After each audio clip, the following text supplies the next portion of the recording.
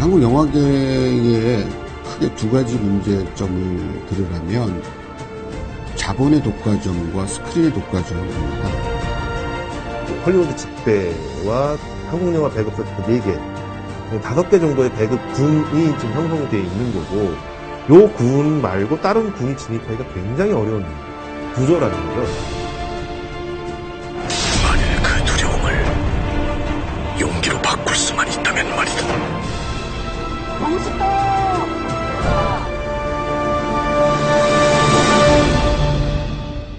지난해 우리 영화 산업 매출이 사상 처음으로 2조 원을 넘었습니다.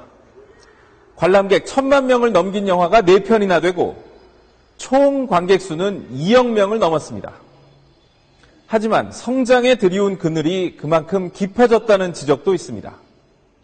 한국 영화 산업 전반에 대기업의 영향력이 갈수록 커지면서 양극화가 더욱 심각해지고 있다는 겁니다. 한국 영화 산업의 투자와 배급 시스템을 취재했습니다.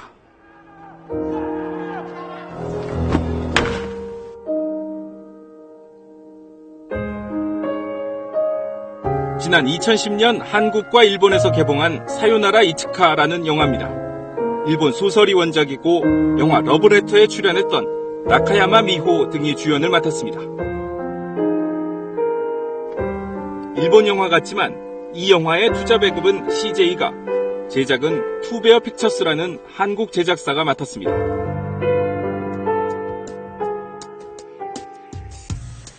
문제는 한국 개봉을 일주일 앞둔 2010년 4월 불거졌습니다. 제작사인 투베어 픽처스의 은행 통장입니다. 4월 5일부터 9일까지 18차례에 걸쳐서 5개 창업 투자 회사로부터 모두 48억 원의 자금이 입금됐습니다. 이 자금들은 모두 입금 즉시 CJ 엔터테인먼트로 이체됐습니다. 투베어 픽처스 측은 당시에 자신들이 창투사로부터 투자를 받는다는 사실도 몰랐고 CJ가 그 지원금을 가져간 사실도 몰랐다고 주장합니다. 5개 창투사 6개 영화 조합으로부터 48억을 투베어 픽처스로 받았어요. 투자를 받았습니다. 그래서 투베어 픽처스는 거기에 아무도 몰라요. 그 돈을 48억이라는 돈을 CJ에서 가져간 겁니다. CJ 직원이 투베어 픽처스 회사 직원에게 통장과 도장을 가져나오라고 한 뒤 창투사로부터 돈을 받아 이체시켰다는 겁니다. CJ 직원이 투베어 픽처스 그 사무실 근처 은행을 와서 그 투베어 픽처스 여직원한테 통장과 도장을 가져오라 그래서 자기가 도장 다 찍어가지고 돈을 받아서 그 돈을 CJ에다 넣었답니다. CJ 측은 창투사로부터 투베어 픽처스에 투자된 돈을 CJ가 받아간 것은 사실이지만 이런 사실을 투베어 픽처스도 알고 있었다고 주장했습니다. 또 이 같은 방식이 정당한 것이라고 밝혔습니다. 하지만 공식적인 인터뷰는 거절했습니다. 이런 시일 안에 또 법원에서 CCTV가 갈아질 테니까 반론은 좀 안 하는 걸로 그렇게 좀 의사결정이 났거든요. 과연 누구 말이 사실일까? 일단 공은 검찰로 넘어갔습니다. 투베어 픽처스 측이 CJ E&M을 상대로 중소기업 창업 투자금을 편취했다며 국민권익위에 신고했고 1차 수사에서는 불기소 처분을 내렸던 검찰은 이 사건에 대한 재수사에 착수했습니다. 문제의 핵심은 CJ가 중소제작사에만 지원돼야 하는 투자금을 편법으로 받아갔느냐 하는 점입니다. 이 투자금에 공적 자금인 모태펀드 출자금이 포함되어 있기 때문입니다. 정부가 중소기업을 지원하기 위해 조성한 모태펀드는 창업투자회사가 결성하는 자펀드에 출자하고 자펀드가 중소기업 관련 프로젝트에 투자하는 방식으로 운영됩니다. 현행법상 모태펀드가 출자된 자펀드는 대기업에는 투자할 수 없도록 규정되어 있습니다.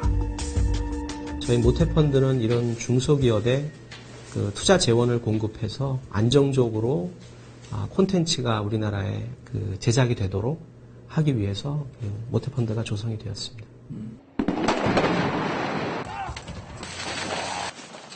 모태펀드의 자펀드가 영화산업에 투자한 금액은 2007년 이후 8년간 모두 8천억여 원에 이릅니다. 한국 영화 총 제작비의 약 40%에 해당하는 금액입니다.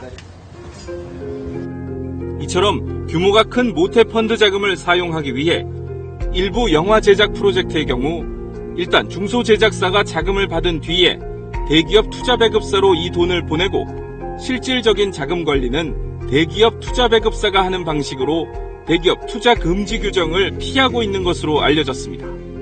메인 투자 배급을 하는 투자사가 관리를 하도록 현재 영화산업 시스템이 되어 있습니다. 그러니까 그렇게 될 경우에는 투자 자금이 중소기업 제작사로 왔다가 다시 메인 투자사, 보통은 대기업이죠. 갔다가 실제로 제작되는 과정들 속에서 다시 중소기업 제작사가 제작을 할 때 비용으로 돌아와서 쓰여지게 되는 구조를 갖는 경우가 있었습니다.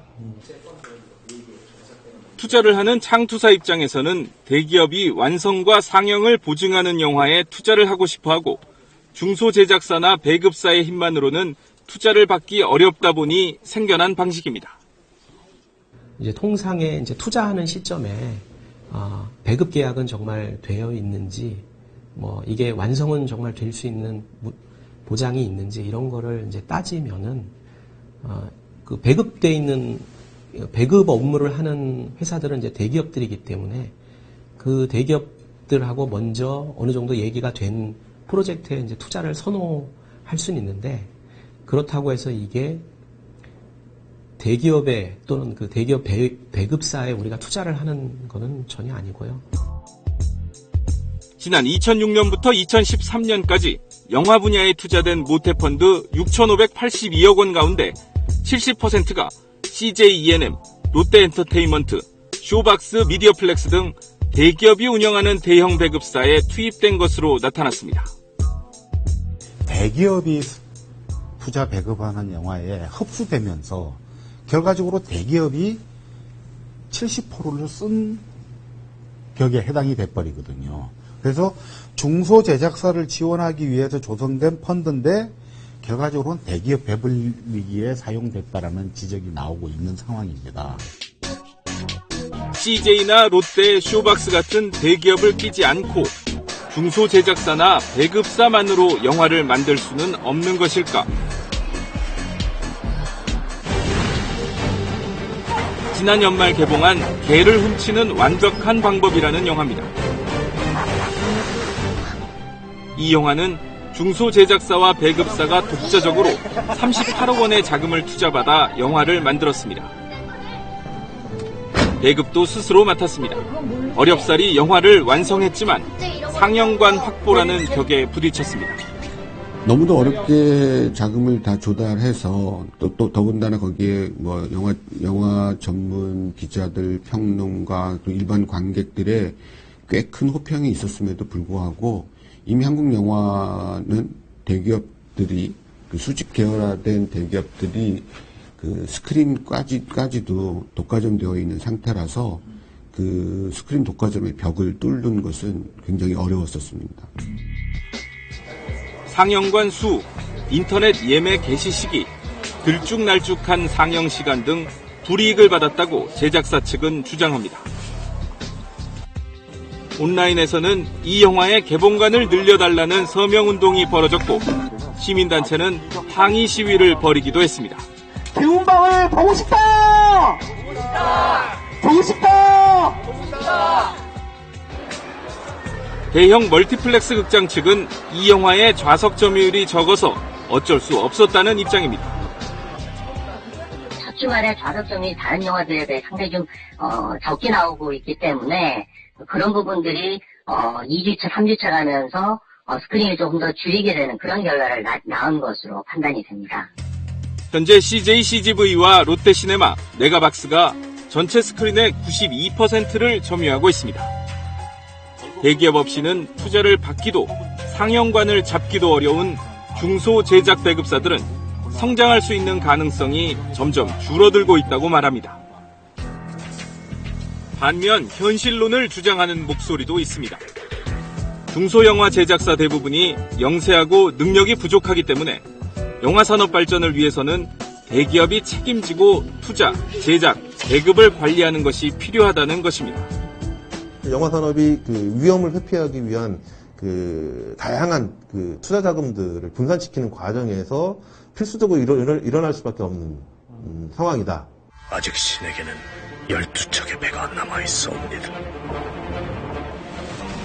지난해 한국 영화산업 매출은 역대 최고점을 찍었습니다. 1761만 명의 역대 최다 관객을 모은 명량을 비롯해 해적, 국제시장, 수상한 그녀 등 4편의 한국 영화가 관객 800만 명을 넘었습니다. 명랑 축하드립니다. 전체 성적표는 화려합니다. 하지만 속을 들여다보면 위기가 감지됩니다. CJ, 롯데, 쇼박스 등 대기업 배급사가 한국 영화 매출액의 75.2%를 차지했습니다. 또 전체 개봉 영화 1095편 가운데 2%도 채 안 되는 20편의 영화가 전체 매출액의 절반 이상을 차지했습니다. 이른바 중박 영화로 불리는 500만에서 800만 관객 영화는 지난해 단 한 편도 없었습니다. 대기업 쏠림 현상, 양극화는 갈수록 더 심각해지고 있습니다. 천만 영화, 대박 영화만 있고 그 외에 중박 영화들이 없으니까 빈익빈 부익부 현상이 극심해지고 창작 의욕이 떨어져서 결국 영화 시장이 활성화가 아주 영화 시장이 침체되는 상황을 맞는 거죠. 프랑스는 12개 이상의 스크린을 가진 복합 상영관은 영화 한 편을 최대 2개 스크린에서만 상영하도록 영화계가 자율적으로 규제하고 있습니다.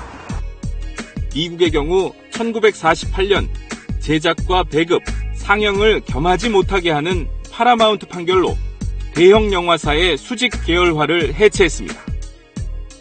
There would be no independent cinema as we know it, because the studios would have controlled everything from the idea, the script, the actor. All of them would have been under contract or whatever, all the way down to selling the tickets to the and selling the popcorn. 지난해 3월 대통령이 주재한 규제개혁회의.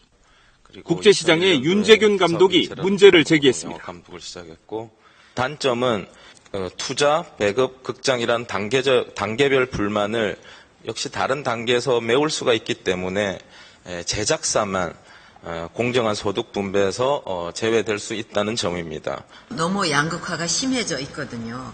그러면 그 양극화에 시달리는 그 업체들은 그 규제 이상의 엄청난 사실 뭐 그런 게 규제죠. 뭐 그쪽 입장에서. 이후 공정거래위에서는 CJ와 롯데가 자사 배급 영화에 대해 상영관을 유리하게 제공했다며 55억 원의 과징금을 부과했습니다. 문화체육부도 올해부터 3년 동안 새로 조성되는 모태펀드는 CJ E&M과 롯데 엔터테인먼트가 관련된 영화에 투자하지 못하도록 했습니다. 하지만 중소제작사들은 실효성에 의문을 표하고 있습니다. 모태펀드 투자 금지에 각종 예외 조항들이 들어있고 2009년 이후 정부 주도로 4차례나 동반성장 협약식이 열렸지만 별로 달라진 것이 없다는 것입니다. 안을 세세하게 들여다봐서 어떤 우회적인 방식이라든가 편법을 동원하지 않는가 이런 것조차도 면밀히 지켜봐서 앞으로 이러한 잘못된 관행은 반드시 뿌리 뽑아줘야 된다고 생각합니다.